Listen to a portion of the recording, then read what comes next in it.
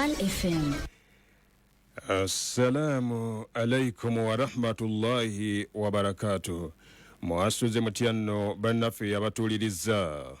Ziweze satu ez'amakya agaleero agokya mu bujjuvu ku 107 akatonyeze mwenda PAL FM ekkula ly'omuntu wa bulijjo. Nze TAMALE YAHAYA SSALI okugabasomera.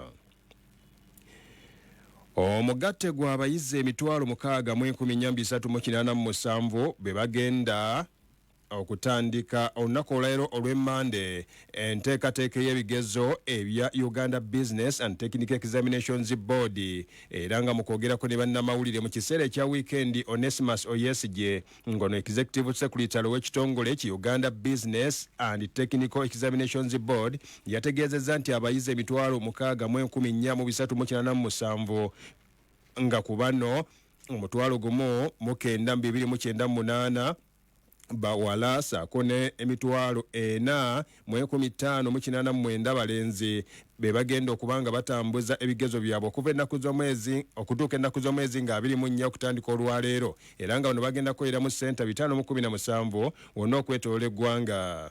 Enteekateeka ez'amasomo aga tekiniko okuli UCPC certificate saako ne diploma be balina ziriko abayizi abangi nga bano bawera emitwalo 6,208 wabula zo enteekateeka eza bizinesi balina abayizi 3,146 ng'ate programs ezigwa mu department zirina 778 nga yo aba certificate eza modula ez'enjawulo balina abayizi 183 abagenda okutuula ebigezo bino.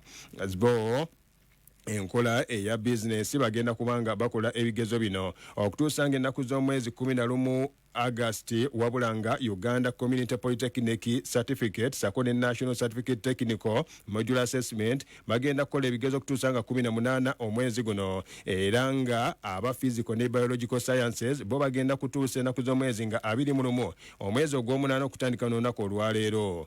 Mu nteekateeka y'emu waliwo abayizi abakolera mu nteekateeka emanyiddwa nga USDP Modular Assessment era nga bano amasomo gaabwe gaba ga technical ebigezo bakubimaliriza ng'ennaku z'omwezi 24 omwezi guno ogw'omunaana ate ku mutendero ga certificate ku mutendera guno bo bagenda kukola paka nga 18 wabula nga bali ku technical diploma programs bagenda kumaliriza nga 25 omwezi guno ogw'omunaana.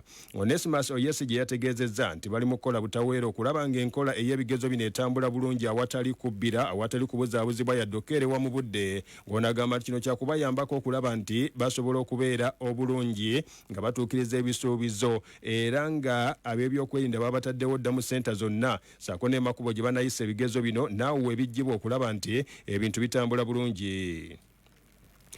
Minisita omubeezi avunaanyizibwa ku nsonga z'obuvubi ate nga mu ngeri y'emu ye mubaka akiikira district nga mu ngeri y'emu mubaka mu Parliament Helen Adowa avuddeyo n'alaga obwennyamivu ku ngeri ssente eziweerezebwa gavumenti gye zikozesebwamu e Soroti bw'abadde asinkanya abantu ba bulijjo mu district y'e Soroti bano bamuwanjagidde nga bwe batamanya ku ssente ezibeera ziweereddwa kukola emirimu ngono obuzibu butadde ku bakozi ba gavumenti bagamba nti tebakoze kimala kumanyisa bantu nteekateeka za gavumenti. Helen Adowa agamba nti buli abantu lwe batamanya ku programu za gavumenti kibalemesa okuzeetabamu nga kati wano wasinzidde n'ategeeza nga bwe waliwo ne ssente obukadde 30 gavumenti ze yaweereza emiruka ebiri mu disitulikiti y'e Soroti buli mwaka wabula ensimbi zino ziweerezebwa buli mwaka naye nga kyewuunyisa nti nazo ekiseera kino tezinnalabikako. The reason why I decided to bring district technical team to the ground was to explain to people, because people seem not to understand what government is doing. Government is pouring a lot of money on the ground since, projects are put. For example, a store is made millions of money, but nobody follows. Another thing which is disturbing me is the issue of micro projects. You can't believe nobody knows about these projects. It's a lot of money, 30 million per parish. And every year, Prime Minister's office gives this money to 2 parishes per district.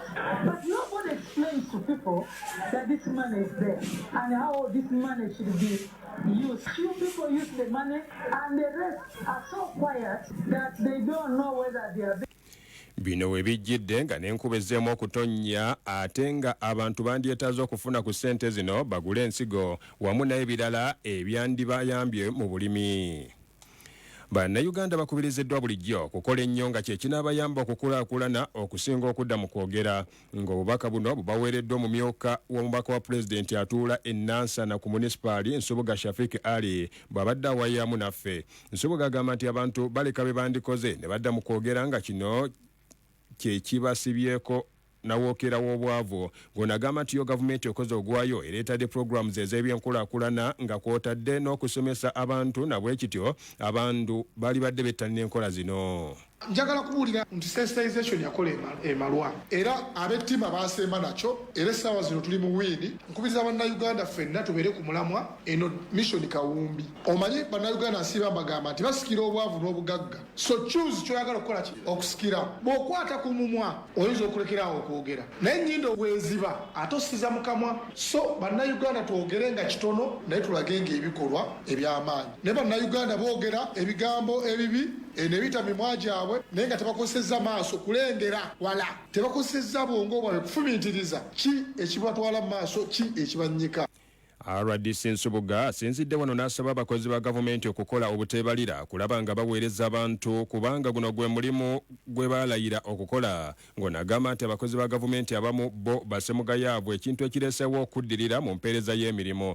Nsubuga agamba nti buli omu akola ekyalina okukola era asuubiza nga bw'agenda okusobola okubabeererawo.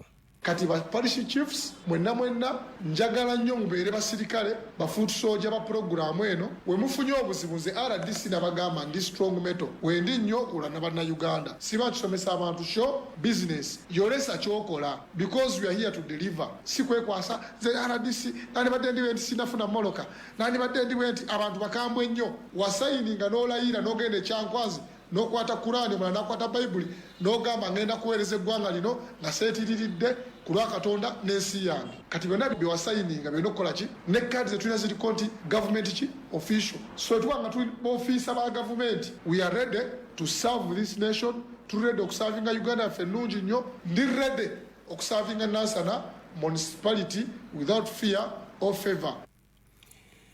Abantu abatannaba n'ekiseera kino okutegeerekeka bo baliko omusajja mukulu gwe balondodde ne bamusindirira ebyasi mu disitulikiti y'e Kisoro nga ono ategeerekeseeko erya Dusabe nga mutuuze ku kyalo Nyarulama ekisangibwa mu gombolola y'Ekyahi. Dusabe ono akubiddwa amasasi essaawa zibadde nga 5:30 mu kiro ekikesezza olwaleero era nga bikakasiddwa Bernard Tuyasingula ng'ono ye OC owa Criminal Investigations Department ku Kyanika Police Station. Okusinziira ku Erimata ayogera poliisi mu ttundu lino agamba nti bano ababadde babagalidde emigemerawala bayingidde amaka ga Dusabe bwe batu ne batandika okukuba amasasi era nga kino kyavuddeko ono okulumizibwa nga era ng'oggyeko kubeera nti yaddusiddwa mu ddwaliro ery'Ekisoro amangu ddala wabula olw'omusaayi ogwadde gumuvaamu omungi teyasobodde kubeera ng'awonawo. Unknown assailant towards midnight injured one person only known as Dusabe. He shot and injured him seriously.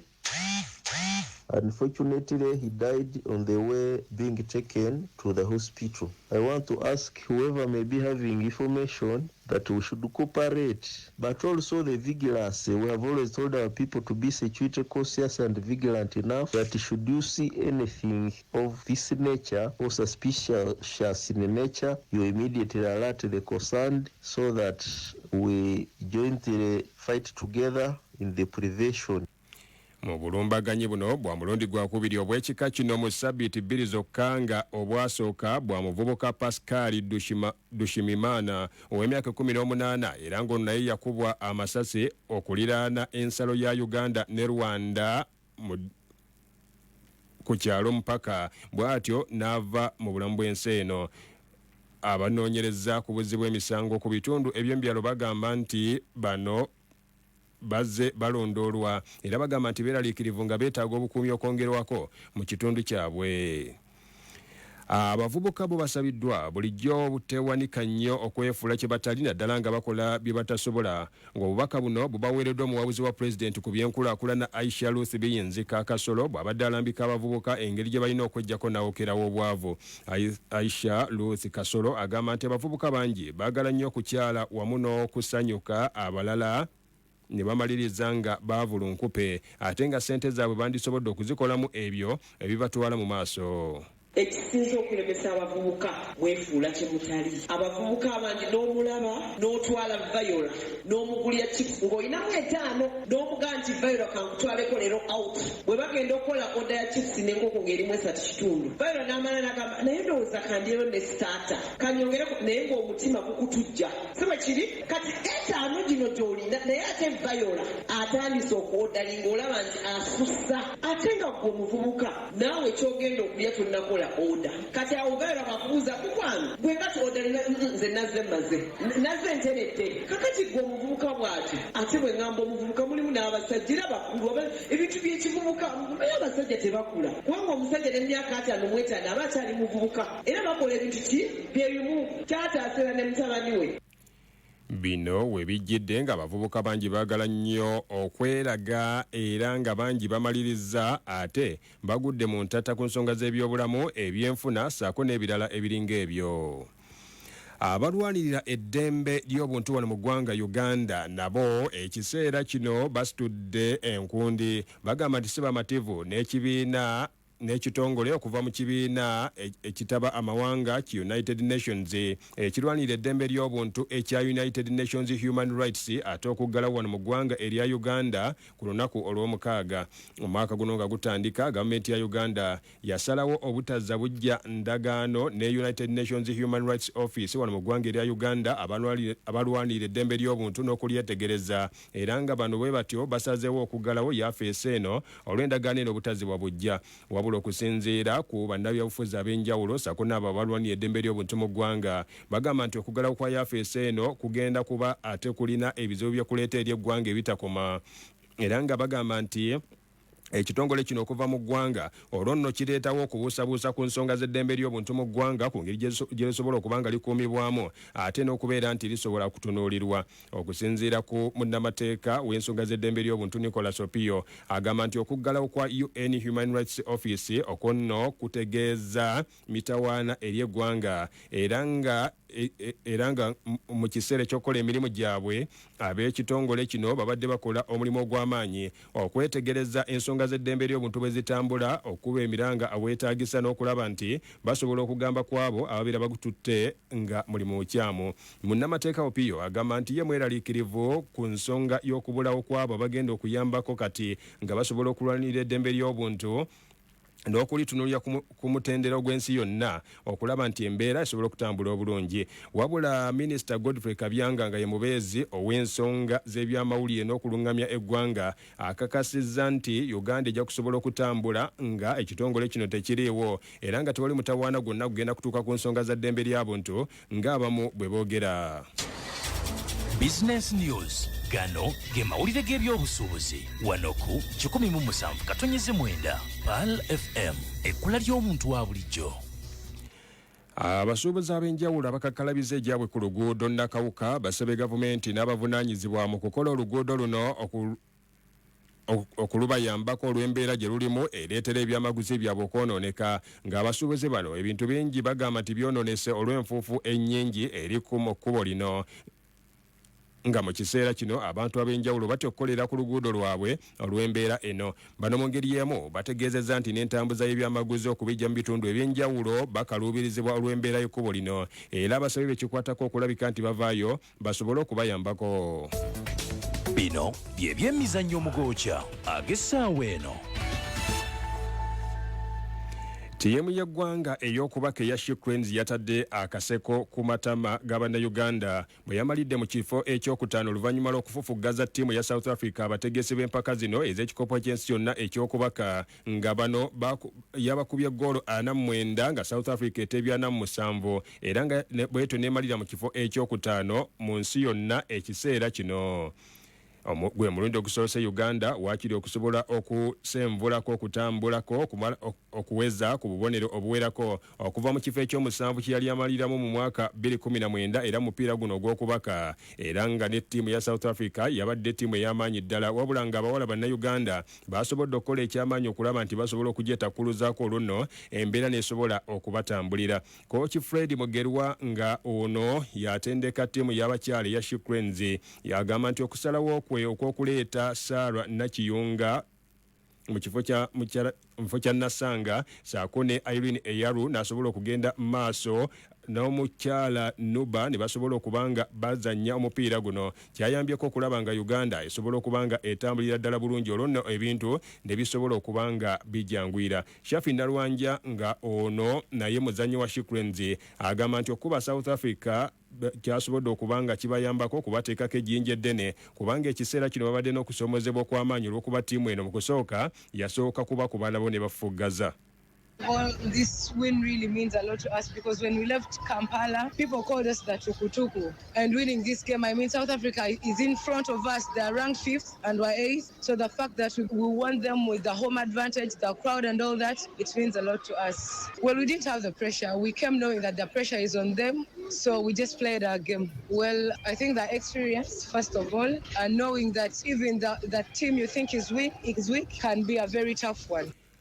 Ate mu mipiira egy'amasaza egyazannyiddwa mu kiseera ekya wiikendi ku lw'omukaaga essaza Gomba lyafufuggala ku ssaza Ssese ne babakuba golo 3-1 ate yo Kabula ne Kakkana ku Mawogola n'egikuba 2-1 Buvuma ne Busujju baavaawo tewali atengedde katimba ka munne ate Bululi ne Kyaggwe ne bagwa Maliri golo 1-1 olunaku olw'eggulo ku Sande Mawokota ne Busiro baavuddewo tewali alengedde katimba ka munne ate Singo yazze ku Bugerere n'egikuba golo 1 ku bwereere Bulemeezi ne Butambala baavuddewo nabo balabye buli omu akatimba ka munne omulundi gumu ne bagwa Maliri ate Buweekula nedda ku Kyaddondo nayo n'egikuba golo 1 ku bwereere. Gano ge gookya okuva ebweru w'eggwanga.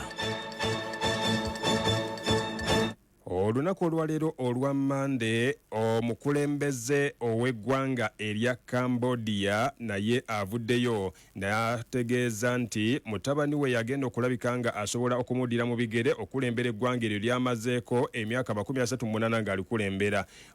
Kabaka ow'eggwanga erya Cambodia King Norodom Sihamoni yasobodde okulangirira n'ategeeza nti Hun Manet yagenda okudda mu kifo kya Hun Sen kitaawe akulemberedde eggwanga eryo emyaka 38. Hun Sen yalangirira nga bwagenda okuwummula obukulembeze bw'eggwanga eryo oluvannyuma lw'emyaka 38 nga kino kyaliwo oluvannyuma lw'akalulu akaakubwanga ennaku z'omwezi 23 omwezi oguwedde ogw'omusanvu wabula ng'abali ku ludda oluvuganya ne gavumenti ya Cambodia bo baategeeza nti akalulu kano temwali demokrasiya yadde. Ekibiina kye kyasobola okuwangula obwa pulezidenti n'ababaka ba palamenti 5 wabula nga abali ku ludda oluvuganya bo bagamba nti akalulu bakabalemesa mu ngeri ey'amankweto era tebasobola keetabamu nga King Norodom Sihamoni bw'atyo yavaayo n'ategeeza nti omukulu ono asaanye awummule era bw'atyo asikizibwe mutabani we akwate entebe. Hun Manet wa myaka 45 era nga ekiseera kino yabadde aduumira amagye agakuuma kabaka wa Cambodia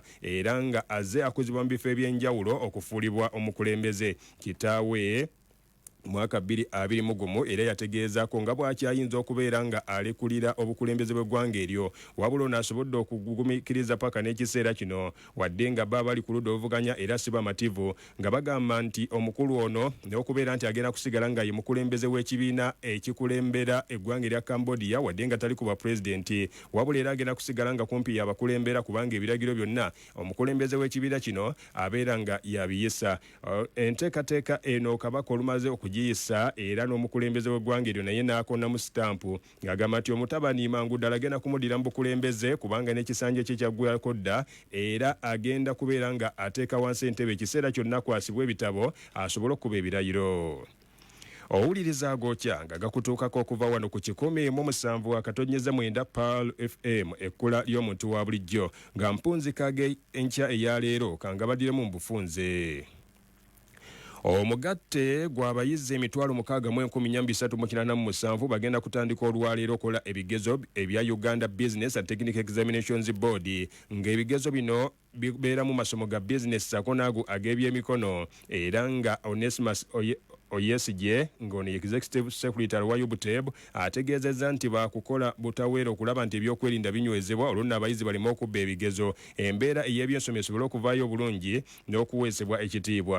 Minisita omubeezi avunaanyizibwa ku nsonga z'obuvubi Helen Adowa avuddeyo n'alaga obwennyamivu ku ngeri ssente eziweerebwa gavumenti gye zikozesebwamu mu bitundu bya Soroti ng'agamba nti waliwo ne ssente ezirina okutuukayo buli mwezi wabula nga zino n'ekiseera kino tezirabikako era alabudde abakozi ba gavumenti okwewala embeera ey'okubuzaabuza enteekateeka za gavumenti. Amyuka omubaka wa pulezidenti atuula munisipali y'e Nansana Shafik Ali Nsubuga ye alabudde abantu okwewala ebigambo ebingi wabula badde mu kukola ng'agamba nti kino kyakubayambako okutambuza obulamu wabula ne yeeraliikirira olw'abavubuka ate ekiseera kino abasiiba nga batambula n'okudda mu ŋŋambo ng'agamba nti kino kijja kuyamba kulaba nti embeera esobola okubalongookera mu maaso eyo.